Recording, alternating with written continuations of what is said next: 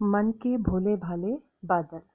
झब्बर झब्बर बालों वाले गुब्बारे से गालों वाले, लगे दौड़ने आसमान में झूम झूम कर काले बादल। यानी कि घने घने जैसे बाल होते हैं घुंघराले, इसी ढंग से बहुत घने काले काले बादल और गुब्बारे यानी कि फूले हुए गालों के समान इतना ज़्यादा जल भरा हुआ है। आसमान में दौड़ रहे हैं कौन? काले काले बादल।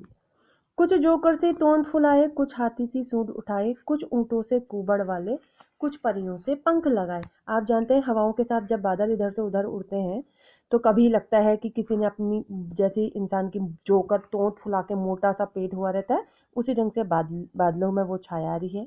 हाथी की सूंड सी लग रही है, ऊँटों का कुबड़ भी लग रहा है। ऊँट का कुबड़ आप जानते हैं, परियों से पंख जैसे भी कभी कभी बादल बन जा रहे हैं। आपस में टकराते रह गए शेरों से मतवाले बादल। जब ये आपस में टकराते हैं तो बहुत तेज गर्जना होती है। ऐसा लगता है जैसे शेर मतवाले शेर गरज रहे हैं। कुछ तो लगते हैं तूफानी, कुछ रह रह करते शैतानी, कुछ अपने थैलों से चुपकर झरझर झर बरसाते पानी। कुछ बादल तूफानी है, जैसे तूफान में क्या होता है, आपस में बादल तूफान में तेज हवाएं चलती हैं, आंधी चलने लगती है, मूसलाधार बारिश होती है। उसी ढंग से ये बादल भी क्या कर रहे हैं, बारिश कर रहे हैं, आपस में टकरा रहे हैं, शोर कर रहे हैं, बिजली कड़क रही है, तो तूफान आया सा लग रहा है। इस प्रकार से झरझर झर मतलब मूसलाधार बारिश हो रही है।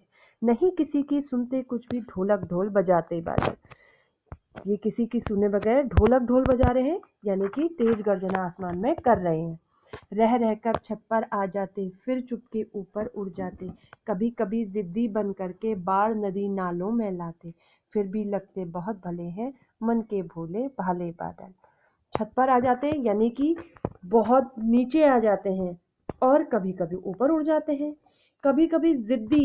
अगर आप लोग ने देखा होगा कि पहाड़ों में क्या लगता है, जब बादल पूरी नीचे घाटियों में समा जाते हैं तो ऐसा लगता है जैसे हर किसी की छत के ऊपर बादल आ गए हैं। कभी कभी जिद्दी बनकर यानी कि कभी बगैर रुके हुए लगातार मूसलाधार बारिश करते हैं, और बहुत तेज बारिश के कारण बाढ़ और नदी नालों में बाढ़ आ जाती है। फिर भी लगते बहुत भले हैं मन के भोले भाले बादल।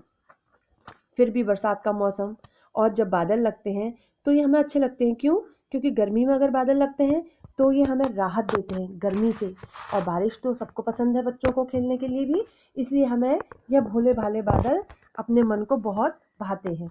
इस एक्सरसाइज में पहला प्रश्न था, कविता के कवि और कविता का नाम बताइए। कविता के कवि कल्पनाथ सिंह है, वह कविता का नाम मन के भोले भाले बादल है। तूफान क्या होता है? बादलों को तूफानी क्यों कहा गया है? जब आंधी के साथ मूसलाधार बारिश, तेज हवाएं चलने लगती हैं तो उसे तूफान कहते हैं। बादल भी आपस में तेज हवाओं के साथ टकराकर मूसलाधार बारिश करते हैं, इसलिए उन्हें तूफानी कहा गया है। अब आज जो हमारा अगला प्रश्न है वो है, साल के किन महीनों में बादल ज्यादा छाते हैं?